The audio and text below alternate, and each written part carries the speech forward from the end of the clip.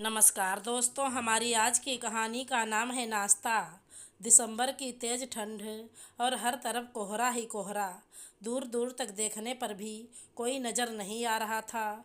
घर में सब लोग रजाइयों में दुबके पड़े थे।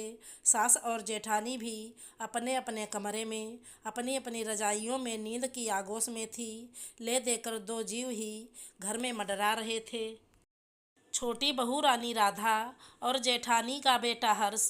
उसका स्कूल होता था, इसलिए मन मार कर स्कूल जाने को तैयार हो रहा था। उसे स्कूल भेजने की जिम्मेदारी राधा की थी। उसे उठाने से लेकर उसका लंच बॉक्स और नाश्ता तैयार करना राधा की जिम्मेदारी थी। चलो, कोई बड़ा हो तो अपने आप तैयार हो जाए, लेकिन हर्ष तो अभी 7 साल का था। उसे तैयार करने में तो राधा की हालत खराब हो जाती थी। इतनी ठंड में बड़ों का उठने का मन नहीं करता। ऐसे में छोटे बच्चे को ज़बरदस्ती उठाकर तैयार करना अपने आप में जंग लड़ने के समान था। ऊपर से हर्ष अपना टिफिन ले जाने के लिए तैयार नहीं हो रहा था। जिद करके बैठा था कि आलू के पराठे ही लेकर जाएगा, जबकि रात को ही जेठानी जी मेथी के पराठे के लिए बोलकर सोई थी। राधा ने उनके अनुसार पराठे बना दिए थे। अब इतना वक्त भी नहीं था कि आलू के पराठे बनाए, इसलिए जैसे तैसे उसे तैयार करके स्कूल भेजा। दरवाज़ा बंद करके अंदर आई तो देखा हर्ष अपना टिफ़िन यहीं छोड़ गया। अब टिफ़िन देने कहाँ जाए, हालांकि जानती थी कि जेठ जी दुकान जाते समय देते जाएंगे, क्योंकि स्कूल रास्ते में ही था। पर सास और जेठानी को कैसे समझाए।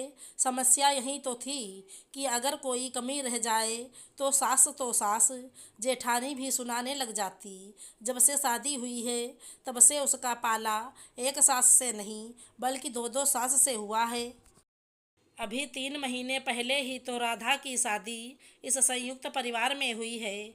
घर में सास ससुर जेठ जेठानी, 2 छोटे देवर मौजूद हैं, साथ में जेठानी का एक बेटा भी। जब से राधा शादी होकर इस घर में आई है तब से सास के साथ साथ जेठानी ने भी कामों से संन्यास ले लिया। हाँ, बैठी बैठी आर्डर ज़रूर देती रहती हैं और फिर सबको कहती हैं कि मैंने काम कर दिया। कुछ कहो तो कहती हैं कि मैं इस घर में तुझसे पहले आई थी, मैंने भी तो इतने सालों से काम किया है। सास को तो इससे कोई लेना देना नहीं, क्योंकि उनके अनुसार तो घर का काम हो रहा है, तो उन्हें क्या समस्या। समस्या तो राधा को थी। इतने लोगों का काम करते करते उसकी हालत खराब हो चुकी थी। खैर, राधा टिफ़िन वापस रसोई में लेकर गई और सबके लिए चाय तैयार करने लगी। चाय बनाकर सबको उनके कमरे में ही चाय पकड़ा आई और नाश्ते की तैयारी करने लगी। इधर सासू माँ और जेठानी जी चाय पीकर वापस रजाई में दुबक गईं, जबकि जेठ जी अपने कमरे में से चाय का कप रसोई में रखने आए तो देखा हर्ष का टिफ़िन रखा है। उसे देखकर पूछा, क्या हुआ राधा, आज भी हर्ष टिफ़िन लेकर नहीं गया।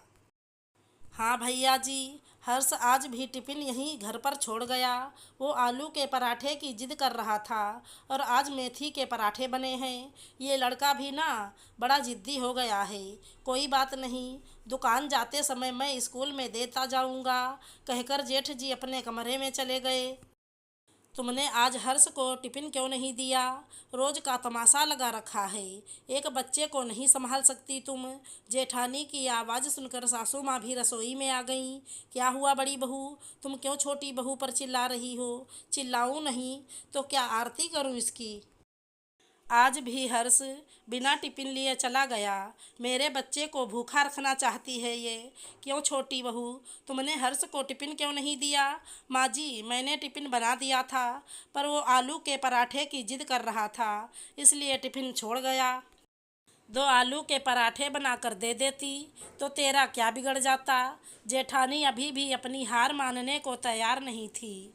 जीजी, आपने ही तो कहा था कि मेथी के पराठे बनाना है, सो मैंने वही बनाए। अब टिफ़िन तैयार करने में वक्त तो लगता ही है ना।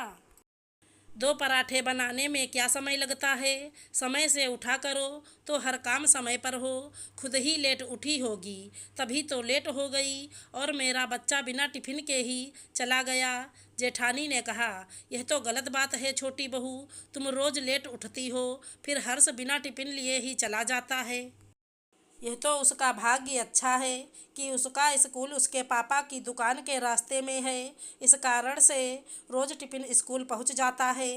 इतनी लापरवाही अच्छी नहीं। सासू माँ भी छोटी बहू को ही समझा रही थी। और नहीं तो क्या, काम करते ही जोर आता है।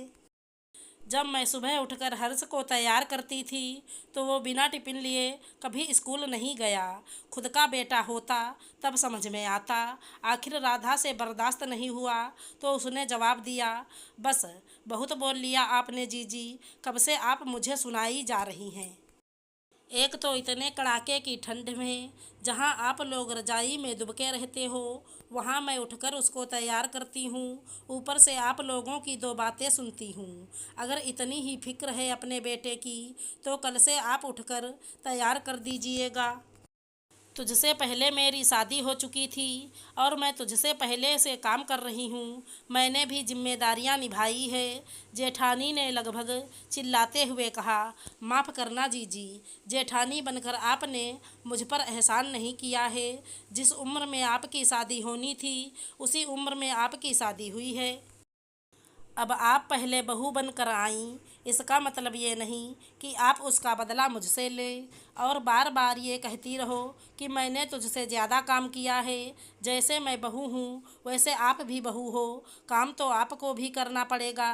और रही बात हर्ष को तैयार करने की, तो आपका बेटा है, आपकी जिम्मेदारी है। आप मुझसे कैसे उम्मीद कर सकती हो। जितना मैं कर सकती थी मैंने कर लिया, बस अब और नहीं। कल से अपने बेटे को आप ही तैयार कीजिएगा।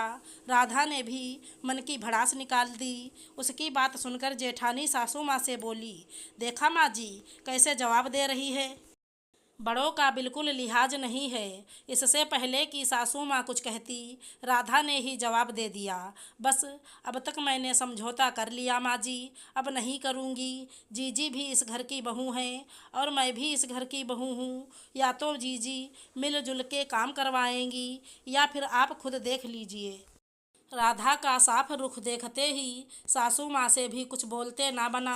उन्होंने बड़ी बहू से कहा, बड़ी बहू, छोटी बहू कुछ गलत नहीं कह रही है, वो भी तुम्हारी तरह घर की बहू है, इसलिए काम तुम दोनों को ही मिलजुल कर करना पड़ेगा। और हाँ, अपने बच्चों की जिम्मेदारी खुद उठाओ। और अब यह तमाशा बंद करो, जाओ अपना अपना काम करो। सासू माँ की बात सुनकर जेठानी जी पैर पटकती हुई अपने कमरे में चली गईं। वहीं राधा भी रसोई में अपने काम में लग गई। दूसरे दिन सुबह रजाई से निकलते समय जेठानी जी सोच रही थी कि कहाँ इतने आराम से रजाई में सो रही होती और कहाँ एक टिफ़िन के पीछे इतना हंगामा कर दिया। अब पछताए होत क्या जब चिड़िया चुग गई खेत। बेटे को तैयार करते समय जेठानी के चिल्लाने की आवाज़ें घर में गूंज रही थी। वहीं राधा आराम से अपनी रजाई में मंद मंद मुस्कुरा रही थी। आशा करती हूँ हमारी कहानी अच्छी लगी होगी। धन्यवाद दोस्तों।